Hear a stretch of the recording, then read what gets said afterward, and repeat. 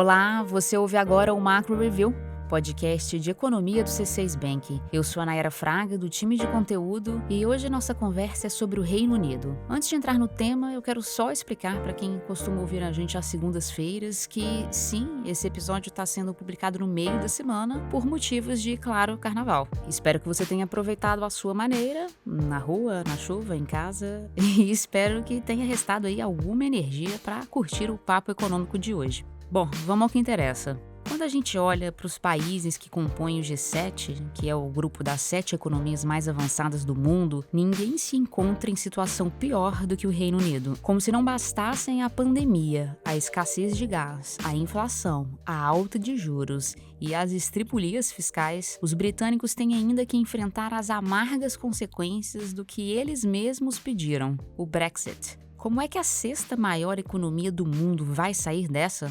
No programa de hoje, a gente vai refletir sobre o que tem dado errado no Reino Unido e também vai falar de mais duas coisas: inflação americana e meta de inflação no Brasil, tema que continua em alta por aqui. Hoje é 22 de fevereiro de 2023. Vamos nessa?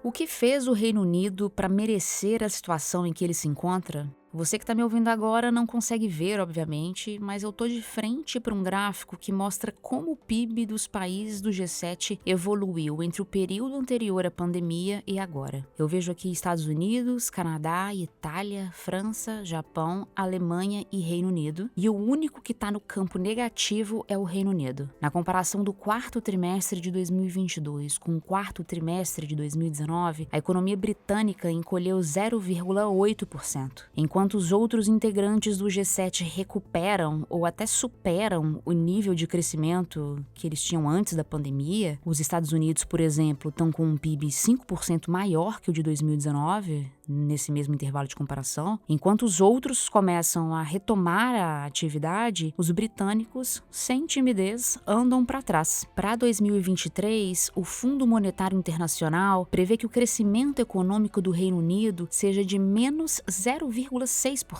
o único crescimento negativo entre os membros do G7. O Reino Unido está hoje mergulhado na maior inflação dos últimos 41 anos. A inflação por lá está acima de 10%. É um resultado, em boa parte, da crise de energia que tomou conta da Europa em 2022 e afetou em cheio o Reino Unido. Só para a gente ter uma ideia, cerca de 40% de toda a energia que os britânicos consomem vem do gás, que chegou a bater os 339 euros por megawatt-hora no mercado internacional, que foi a máxima da série. Apesar de o valor ter caído significativamente, desse pico que eu mencionei, que foi em agosto até hoje, a queda do gás é de mais de 80%, mesmo com essa queda, o alívio nos preços ao consumidor ainda não foi suficiente para tirar a inflação dos 2 dígitos. O mercado de trabalho aquecido e os alimentos ainda caros também dificultam a queda da inflação. Não é por acaso que o Banco da Inglaterra promoveu 10 aumentos seguidos na taxa básica de juros da economia do Reino Unido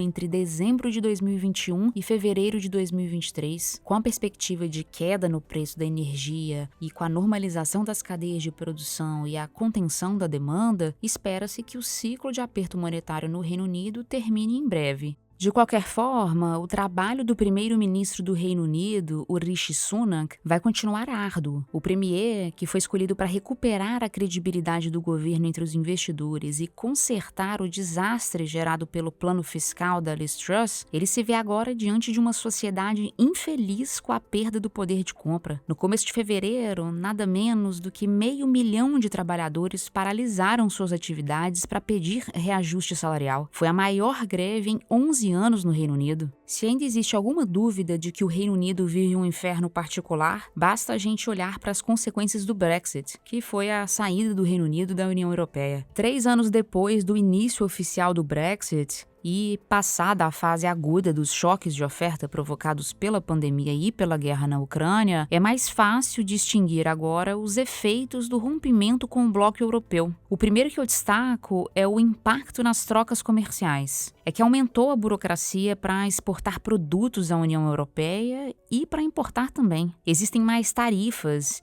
e o tempo de desembaraço na alfândega para liberar as mercadorias é maior. Vale mencionar que a balança comercial do Reino Unido registrou em 2022 um déficit maior que o déficit de 2019, ou seja, diminuiu o volume de dinheiro que entrou no país. É provável que essa restrição no comércio tenha contribuído para esse dado negativo. A segunda consequência do Brexit que eu comento é a restrição na migração de trabalhadores. Menos europeus migraram para o Reino Unido para trabalhar. A exigência de visto para os não britânicos, que é uma coisa que não ocorria quando o Reino Unido era parte da União Europeia, ela desestimula os europeus a irem para a Inglaterra e para os países vizinhos. A estimativa é de que o Reino Unido tenha perdido cerca de 460 mil trabalhadores europeus entre 2021 e 2022. Um terceiro efeito do Brexit é a redução nos investimentos. O nível de investimentos em negócios no Reino Unido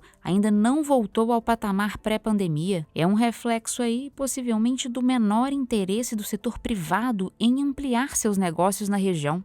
É importante mencionar que tem ainda um outro entrave ao crescimento do Reino Unido, e esse é bem antigo, viu? É a baixa produtividade da economia britânica. Embora tenha o sexto maior PIB do mundo, com uma produção de riqueza aí de mais de 3 trilhões de dólares, os britânicos têm dificuldade para tirar o melhor proveito dessa equação que envolve capital humano e capital físico. Não se sabe ao certo o motivo. Entre os economistas, aliás, tem até uma expressão muito usada para definir esse mistério da baixa produtividade. É o Productivity Puzzle, que seria, na forma literal, o quebra-cabeças da produtividade. É isso, essa questão continua sendo um enigma no Reino Unido. Mas a gente tem algumas pistas dessa baixa produtividade. Uma delas é a dificuldade para conseguir capital de risco no Reino Unido, que é o que geralmente fomenta a inovação de startups. Outra pista é a dificuldade na formação de profissionais, de engenheiros a soldadores. A gente sabe que a educação é essencial para aumentar a eficiência, para fazer mais com menos.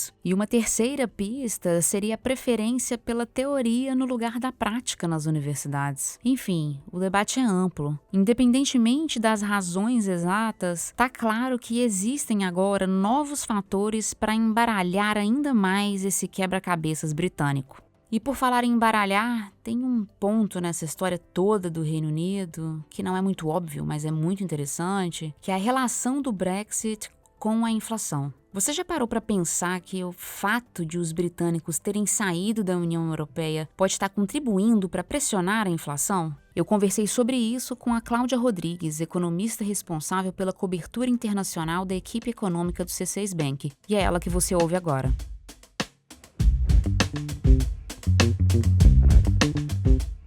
Nayara, como você comentou, o Brexit criou uma barreira para a entrada de pessoas vindas de países da União Europeia. Está mais difícil entrar no Reino Unido. A exigência de vistos, de permissão para morar, essa burocracia toda acaba desencorajando a migração, que era bem menos custosa antes do Brexit. Se a gente olhar para trás, a gente vê que de 2000 a 2020 existe uma tendência crescente de imigração de europeus para o Reino Unido. E essa tendência foi interrompida. Claro que a pandemia pode ter interferido nisso, afinal muita gente preferiu evitar deslocamentos. Mas se a gente compara a entrada de europeus no Reino Unido, de gente da França, da Itália, Espanha, Portugal, se a gente compara a entrada desses grupos com a entrada de estrangeiros de outras partes do mundo, de fora da Europa, a gente nota que o Reino Unido continua sendo um lugar de interesse, um lugar desejado.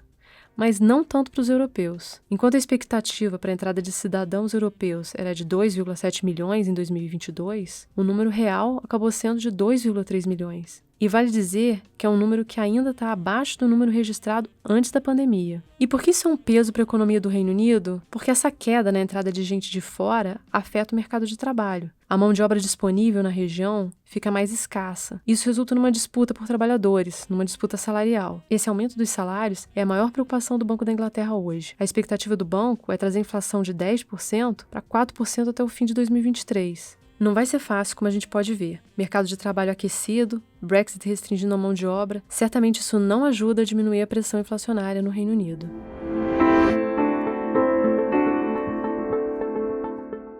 Agora o assunto é Estados Unidos. Por lá, a pergunta que está no ar é a seguinte: a economia americana vai precisar subir os juros além do esperado ou o mais pertinente é chegar aos 5,1% já planejados e aí ficar por um longo tempo. Bom, dados recentes mostram que a inflação está custando a ceder nos Estados Unidos. No acumulado de 12 meses até janeiro, o índice de preços ao consumidor, o CPI, registrou avanço de 6,4%. É menos que o pico visto em junho de 2022, de 9,1%, mas ainda assim a gente está falando de uma inflação alta, principalmente para os padrões americanos. Pensa que entre 2010 e 2019, a média da inflação americana medida pelo CPI foi de menos de 2%. Bons tempos. Voltando ao resultado de janeiro do CPI, o núcleo do índice, que exclui energia e alimentos, subiu 5,6% em 12 meses até janeiro. O aumento é ligeiramente menor que o computado em 12 meses até dezembro de 2022. Chama nossa atenção o fato de que boa parte do que puxou o núcleo para baixo tem a ver com bens que têm apresentado volatilidade. Carros usados, caminhões e novos veículos contribuíram para retirar 0,6 ponto percentual do núcleo. São bens cujos preços caíram durante a pandemia, depois subiram com a retomada da economia e agora estão caindo de novo. Foi muita oscilação. Agora está em queda, mas e se a queda não for duradoura? E também foi divulgado na semana passada o índice de preços ao produtor, que mede a variação no valor das mercadorias no atacado. Esse índice subiu 0,7% em janeiro, contra uma expectativa de 0,4%. O resultado reforça a ideia de que os preços tendem a permanecer altos em território americano. Afinal, a inflação chega primeiro aos produtores e depois segue para as prateleiras dos supermercados e lojas. Diante dos dados e do inegável aquecimento do mercado de trabalho americano, há quem considere necessário mais do que 2 novos aumentos de 25 pontos base na taxa básica de juros, que é a quantidade indicada pelos membros do Banco Central americano. Mas, na nossa visão, o caminho para esfriar a inflação americana está no fim do ciclo de aperto monetário perto de 5,1% mesmo, e principalmente na manutenção da taxa nesse patamar por bastante tempo. Mais do que discutir quantos pontos base deveriam subir ou não, para nós, a questão é que os juros vão ter que ficar altos por um bom tempo. A gente não vê o início dos cortes nos Estados Unidos antes de meados de 2024. Esse foi o primeiro bloco do nosso programa. Eu já volto com a análise de Brasil.